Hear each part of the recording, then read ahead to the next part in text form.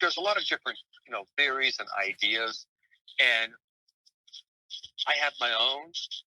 Well, I don't have a theory about who the actual suspect is. I mean, they have lots of people named. I don't like any of them, to be honest with you. But I have my own ideas and my own theories, and I could be just as wrong as everybody else. And we'll never know unless we actually solve it. To this date, one of the most tragic aspects of this case was no one was ever apprehended or charged with the murders of the girls. So who was the Freeway Phantom really? Although no results materialized from all of the criminal profiling attached to the case, most people, including the community and law enforcement alike, seem to agree that the suspect had to be a black man. If you think about this theory logically, it seems to be accurate. The Freeway Phantom was able to continuously blend in, kidnap 6 girls, unnoticed, unbothered, and with the ability to leave without a trace. This brings us to Robert Elwood Askins. Askins was just the sort of person authorities had in mind as a suspect. Askins, a black man, was no stranger to unlawful behavior. He spent 13 years at a psychiatric hospital and 7 more in prison for the same crime. His offense?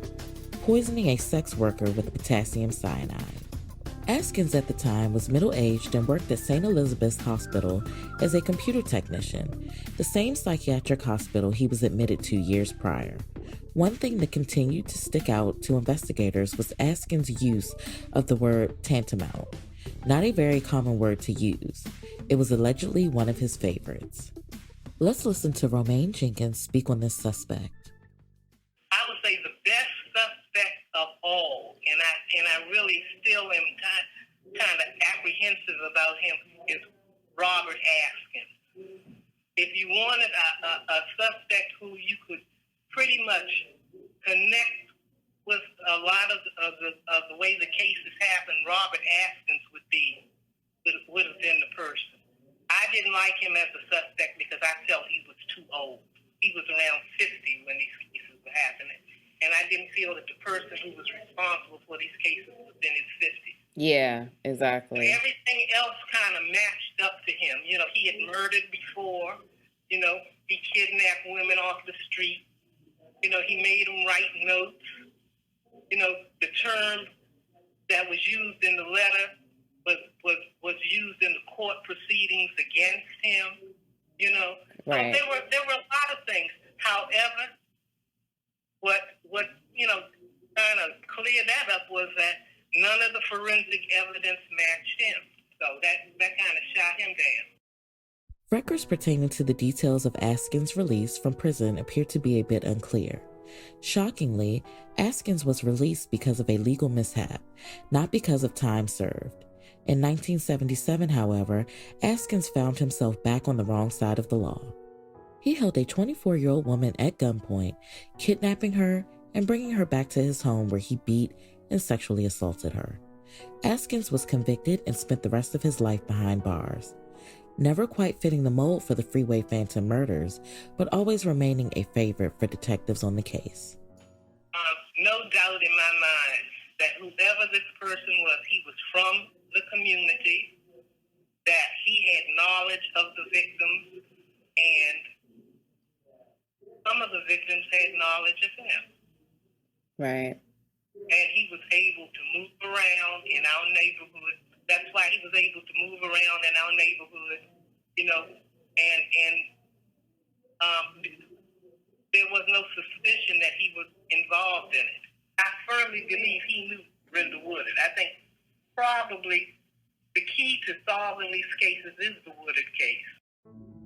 Here is Miss Terry Hill, a native Washingtonian, sharing her thoughts. There was unity in the community, and that happened.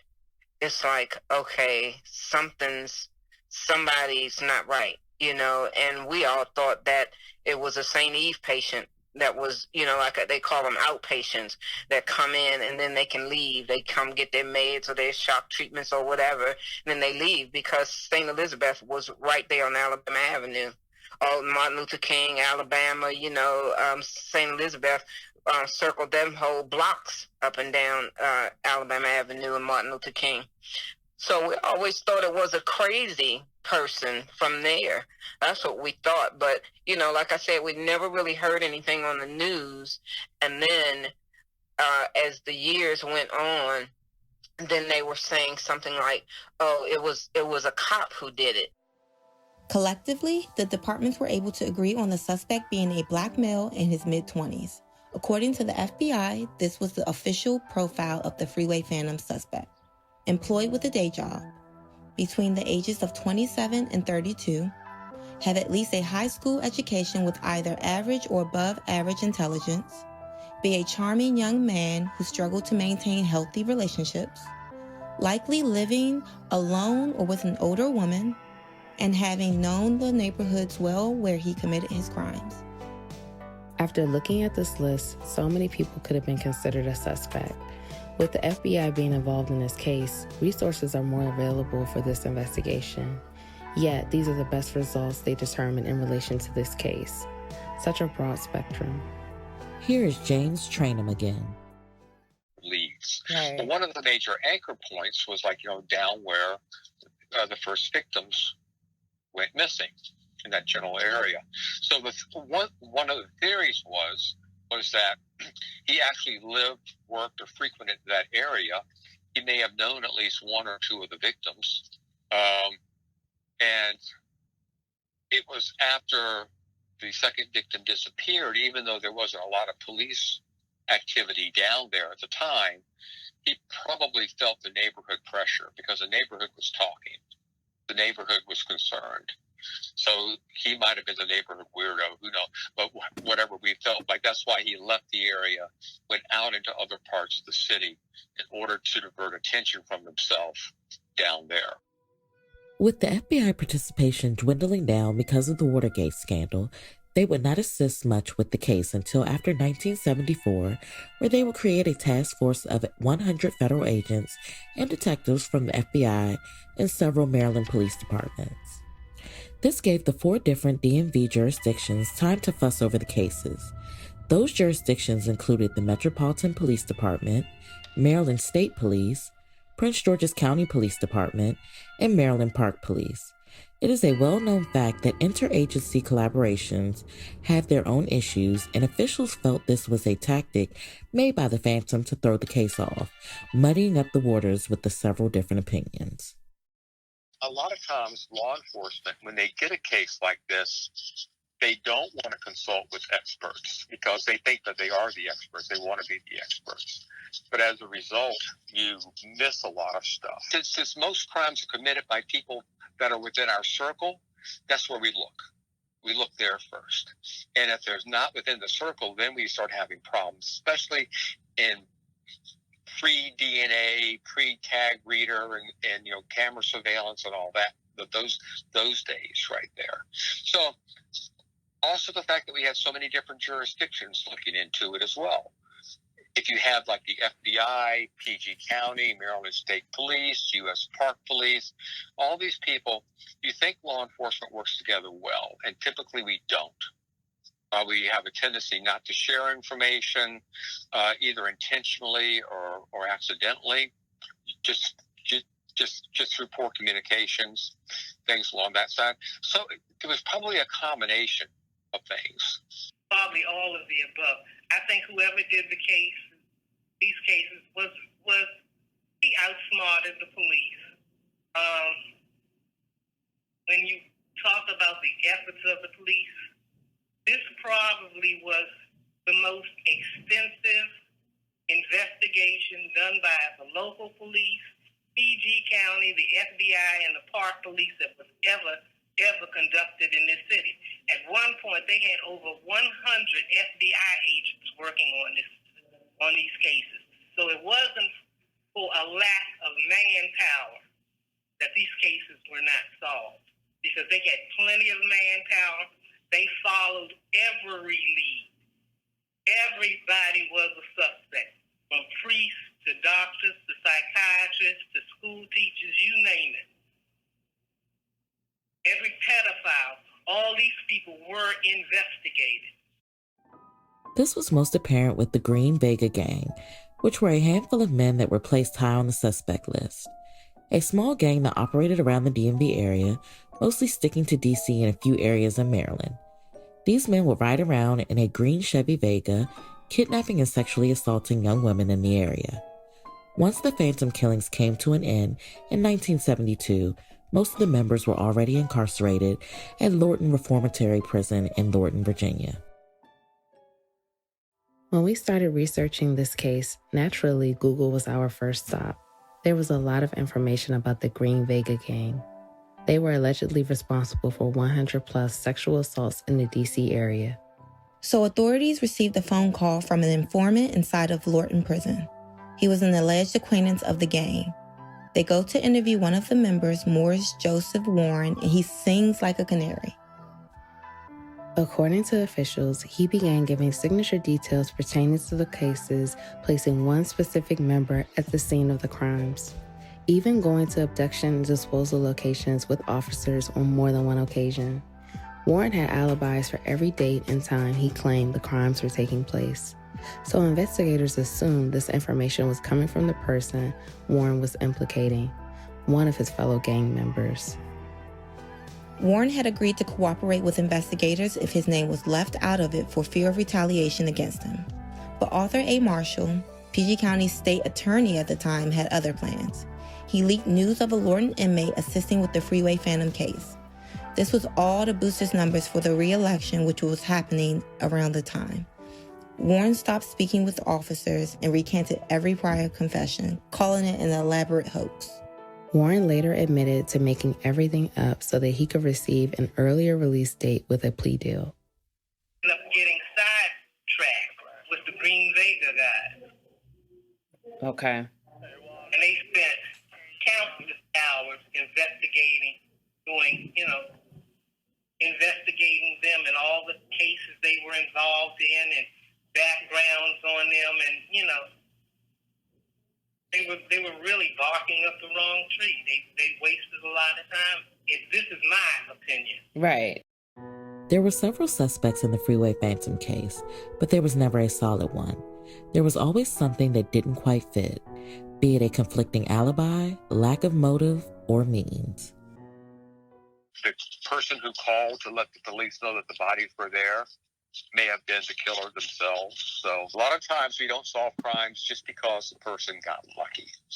And it could be a lot of factors. One was, this was something relatively new for us. Well, first off, this was back then, during that time period, the homicide solvability rate was very, very high. And the reason it was very high, because most of the homicides back then were domestics, barroom fights. The person was there when you got there, and they said, yeah, I did it, I'd do it again. I mean, these were the easy cases, and that's what we had back then.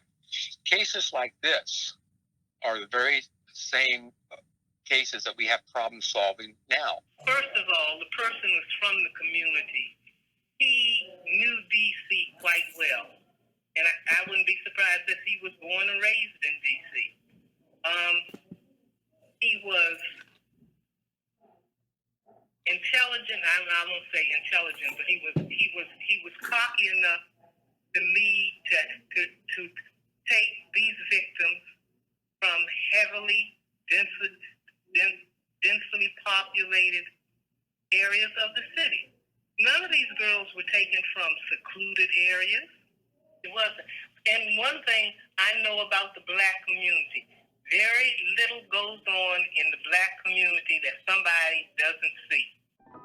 The victims had enough similarities to tie them all together, but there were always many differences scattered in the circumstances or at the scene that made it almost impossible to settle on one person. I think Robert Askins, Yeah, I want to say. that's his name. He's tossed around a lot.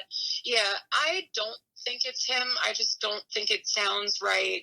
Right. Based on what I've heard about it, it just doesn't seem like a fit. It seems like the police wanted it to be him so that they could say they solved it.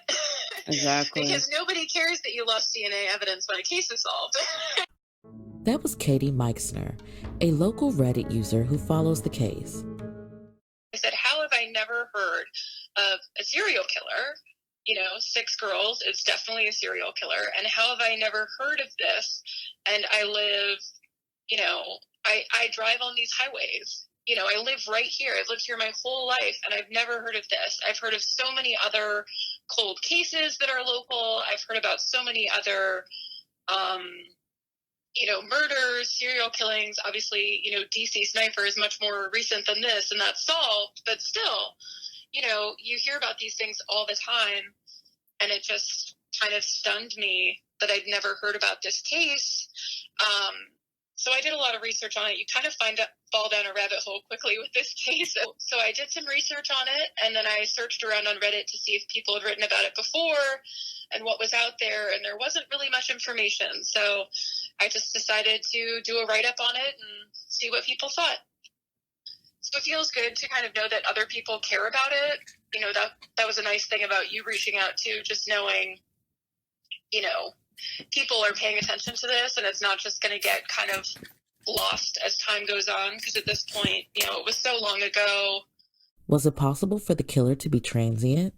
Someone who drifted to a different area, maybe due to their lifestyle or because of their line of work? Maybe them being connected to highways has something to do with it. He's somebody who could have been on the highway a lot. So you think he may have been a transient person, a transient individual? Transient, and that under that too, truck drivers, people like that kind of passing in and out of town, because it's not like they were really dumped in places that nobody would be able to find them. They were on the side of the road. It's clear that chronic mismanagement really played a big role in this case not being solved. You think about things like losing DNA evidence. That's kind of not good. So right. That kind of is crazy to me. It's just that he disappears.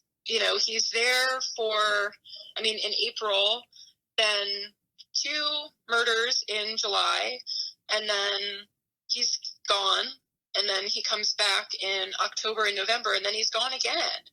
So a lot of it is just like, where did he go? You think of what happens when they say killers stop suddenly. They went into prison, or they were killed, they died, or they went somewhere else. And I have to wonder if maybe he went somewhere else. You think about how we hadn't heard of this for years and years and years living here. Maybe there's another place where, younger Black girls were killed and nobody really made a big fuss about it then. And, you could be looking at somebody who's done this, more than just 6 times near us. It's so strange to me that it just stops. It seems like it couldn't have just stopped, because these are such brutal crimes. Who would do this 6 times and then all of a sudden say, okay, I'm done? On the next episode of Somebody's Watching. There's one other thing that you said that there were 6 victims, right? Yes. I was under the impression that there were 7. If you're enjoying Somebody's Watching podcast, please like, share, and subscribe. If you have any tips regarding the Freeway Phantom case, please call 202-656-5299 or visit the website www.somebodyswatchingpodcast.com.